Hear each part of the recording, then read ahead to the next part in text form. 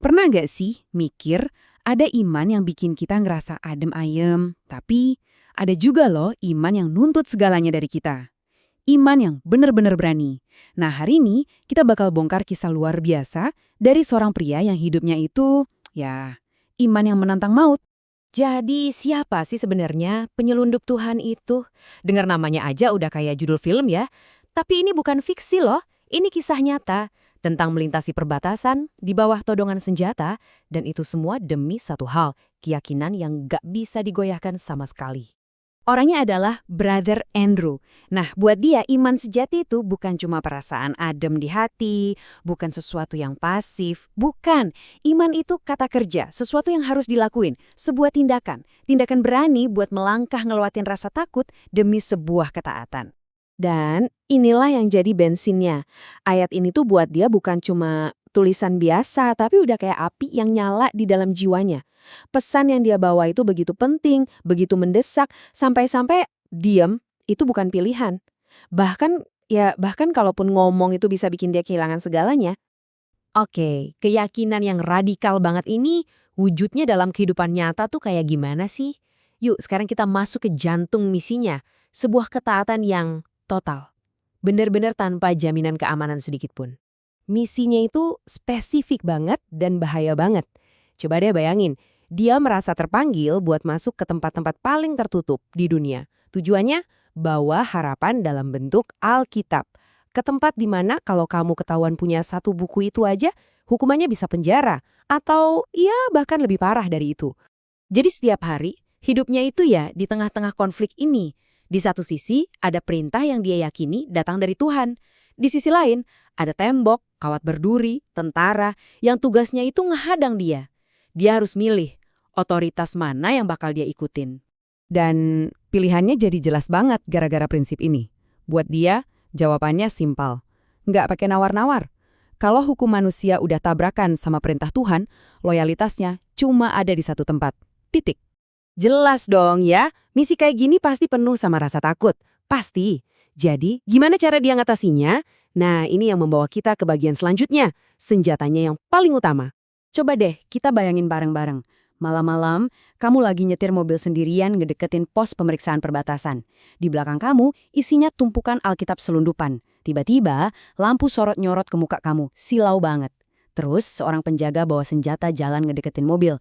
Jantung rasanya mau copot kan? Nah, inilah realita yang dia hadapi, lagi dan lagi. Di momen-momen yang segenting itu, dia nggak punya rencana B yang canggih. Nggak ada, dia cuma berdoa. Doanya itu singkat, sederhana, tapi keyakinannya itu wow, luar biasa. Dia nggak minta buat disembunyiin loh, dia minta keajaiban. Buat kebanyakan dari kita, mungkin ya doa itu jadi pilihan terakhir. Kalau udah mentok, baru dia berdoa. Tapi buat Andrew, beda. Doa itu justru garis pertahanan pertamanya. Itu fondasi misinya. Strategi utamanya buat nembus tembok yang kelihatannya mustahil banget. Tapi, apa sih yang bikin seseorang mau ngambil risiko segila ini? Ini kan bukan sekadar, oke, saya taat, gitu aja. Pasti ada sesuatu yang jauh lebih dalam, yang benar-benar menggerakkan hatinya.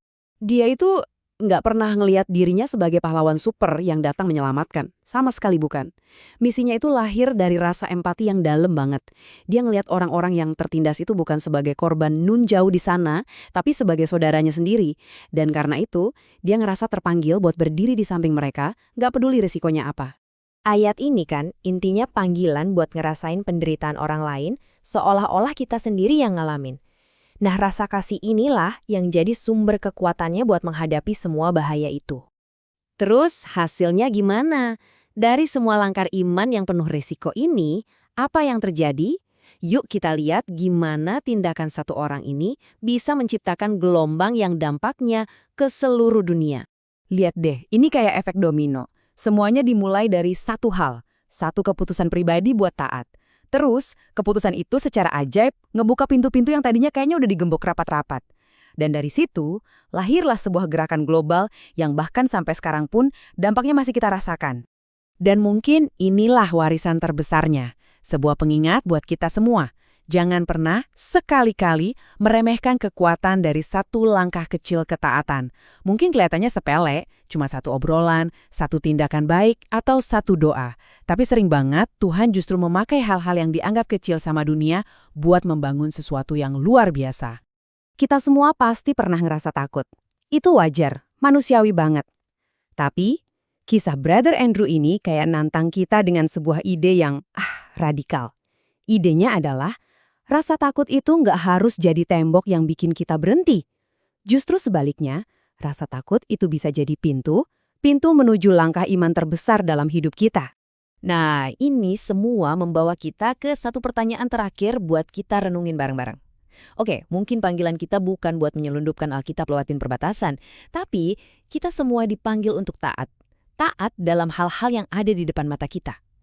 Pertanyaannya, apakah kita rela menukar zona nyaman kita demi sebuah kehidupan yang benar-benar punya arti dan dampak?